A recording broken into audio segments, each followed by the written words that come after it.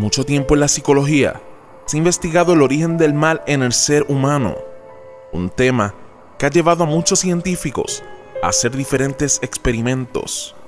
Hoy vamos a mirar de cerca uno de los experimentos más famosos en este tema, un experimento que intentaba medir hasta qué nivel de maldad podría llegar una persona aparentemente común, pero que terminó en graves consecuencias: el experimento de la cárcel Stanford.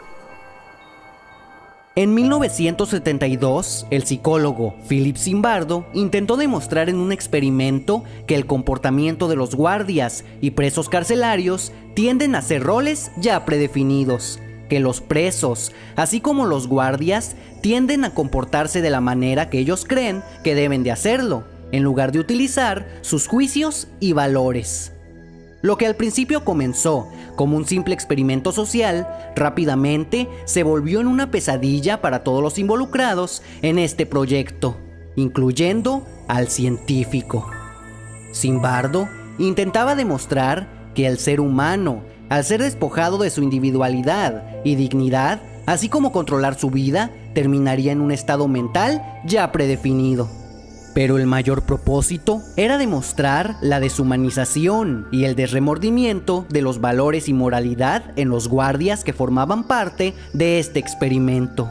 Philip construyó una cárcel en el sótano de la Universidad de Stanford y colocó varios anuncios en diferentes periódicos locales, donde le ofrecía $15 por día a las personas que formaran parte de un experimento psicológico. De los sujetos que contestaron al anuncio, se seleccionaron 24 hombres, los cuales, luego de un examen de 75 respuestas, fueron considerados mentalmente estables. De los 24 hombres, 12 se escogieron como presos y 12 como guardias.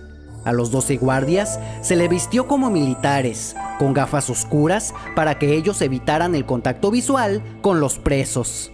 El científico Philip actuó como alcaide de la cárcel durante el experimento y entonces les dio una regla a los guardias. Pueden tomar todas las medidas que deseen para controlar a estos presos, pero no lo olviden, no los agredan físicamente. A los presos se les vistió con batas baratas y sin ropa interior. También se les otorgó un número con el cual se identificarían para así despersonalizarlos. Ya no tendrían un nombre, solo serían un número más para los guardias. Con todas las piezas del experimento listas, se dio inicio y los resultados fueron peor de lo esperado. La moral de los guardias se degeneró rápidamente y se evidenció muy pronto hasta dónde puede llegar un humano con poder. Los prisioneros intentaron rebelarse contra los guardias en primeras horas del experimento. Los guardias pudieron controlar esa situación y eso les llevó a un estado de confianza y poder. Y a partir de ese momento, los guardias comenzaron a tratar mal a los presos, a humillarlos. Rápidamente, varios presos comenzaron a mostrar signos de inestabilidad emocional. Como los guardias pudieron controlar la primera situación de la cárcel, crearon un método para mantener a raya a los presos. Humillarlos y castigarlos, así jamás se atreverían a rebelarse nuevamente. Zimbardo observaba poco a poco cómo su experimento se iba transformando en algo más cruel. Los guardias le quitaron las camas a los presos, los desnudaban, los tiraban al suelo. El daño psicológico era tal que uno de los presos tuvo una crisis nerviosa y perdió toda coherencia de lo que decía. El experimento mostró que 1/3 de los guardias comenzaron a mostrar un rasgo arraigado y extremo de sadismo. Y lo peor de todo, el científico Philip, olvidando las verdaderas razones del experimento, comenzó a involucrarse, perdiendo toda objetividad de su experimento, pasando de ser un científico al alcaide de la cárcel. Y esto había pasado de ser un simple experimento a convertirse en una cárcel de tortura psicológica.